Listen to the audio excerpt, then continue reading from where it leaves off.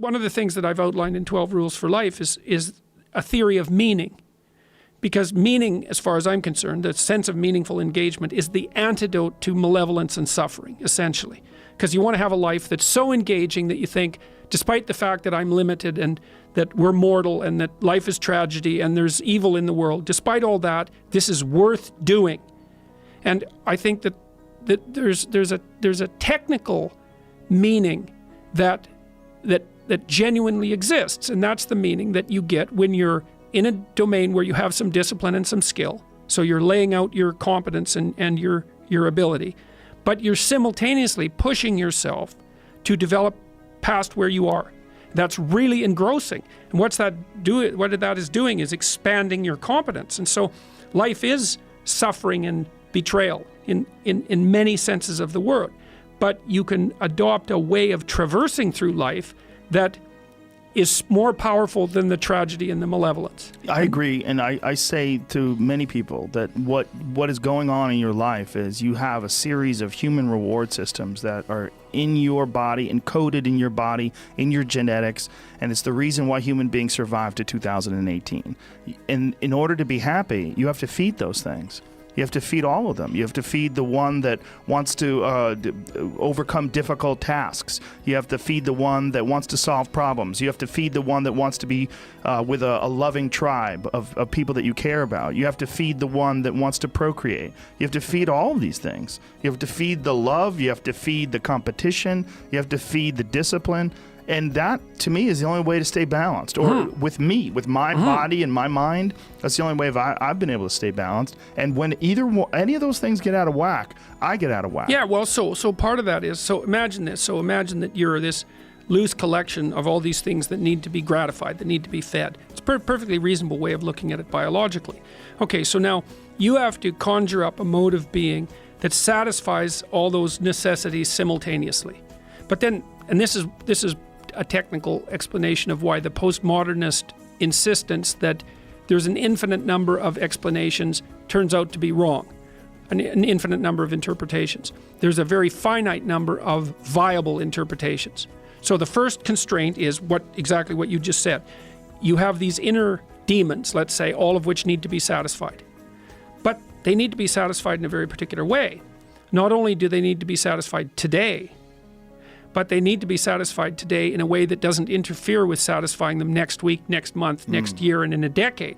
So, because there's no point in you betraying your future self to gratify your present self. Right. It's a stupid game. Okay, so you're constrained by the necessity of satisfying yourself, but of maintaining that satisfaction across time. But then it gets even worse. That's hard enough. But it's like there's an infinite number of yous extending indefinitely into the future, and all of them have to be satisfied simultaneously. But then it's worse because it isn't just you. You have to figure out how to gratify all those internal demons in a sustainable way, in a way that other people not only don't object to, but probably help you with, and that benefits them at the same time. Well, then you think, well, there just aren't that many ways of solving that problem. And we know some of them. One of them is reciprocity. You know, like if you go out of your way for me, it's incumbent on me to notice that and to attempt in some manner to repay you. And like if we're good friends, that's what we'll do. If we're good brothers, that's what we'll do. That's what you do with your wife. It's a reciprocal arrangement. And that keeps things flowing properly across time.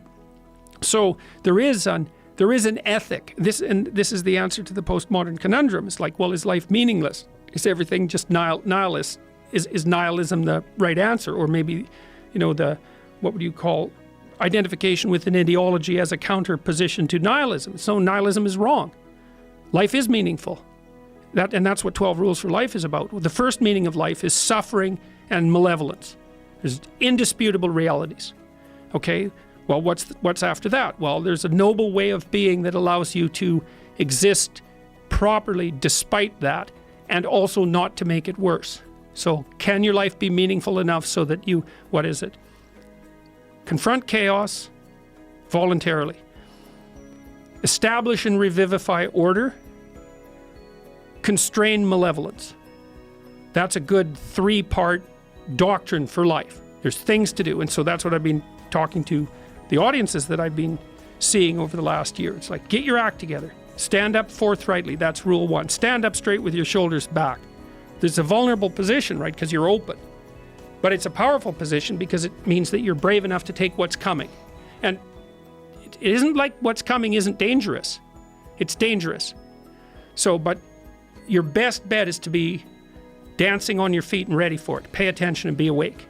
And to treat yourself properly. That's rule two, is figure out how to treat yourself as if you're someone worth coming to the aid of. To detach yourself in a bit and say, okay, I'm going to set up my life so that it's good for me and good for other people as well. That's a corollary to that. So the book is all about the meanings of life, the negative meanings, suffering, malevolence. Those are indisputable realities. And then a motive being that integrates the sorts of things that you were talking about, these underlying needs, with everyone else's, and like doing that voluntarily. It's a call to responsibility and meaning. And I actually think it's not the thing that's been so exciting for me for the last 3 decades looking into these things, is that I believe that there is a genuine human ethic. It's not arbitrary. It has to do with reciprocity, for example. It has to do with honesty. That's another thing, is that you should speak the truth, because your life turns out better if you speak the truth, and so does everyone else's. So in this biblical lecture series I did, I looked at the first chapter in Genesis, and there's a theory in there. It's a really interesting theory. And the theory is that there's 3 parts to being. There's chaos and potential. And that would be like the potential you should live up to, because everyone says, well, you should live up to your potential. It's like, what the hell's that? You can't measure it or touch it or taste it or feel it. It's this hypothetical thing that everyone regards as real. It's like the future. What's the future? Well, it's not here yet. You can't measure it. What makes you think it's real? Well, we act as if it's real, and that seems to work. So there's potential. That's one. That's chaos, chaotic potential. Then there's order, and that's the structure that you need in order to confront the chaos, and you'd be born with that biologically. And then there's your ability to call forth from the potential new order. And that's what you do with your speech, and that's what happens in the first chapter of Genesis, is that God order, let's say, uses the power of truthful speech, that's the logos, to transform potential into order. And that's what people are made in the image of. So there's this theory, it's a lovely theory that's laid out right at the beginning of the Bible, that says that if you tell the truth, you transform the potential of being into a habitable actuality. That's how it works. So you say, well, how do you make the world better? Tell the truth. Because the world you bring into being as a consequence of telling the truth will be a good world. And I believe that's true.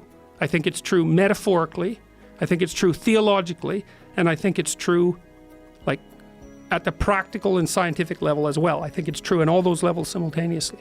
So that's been ridiculously exciting to sort through.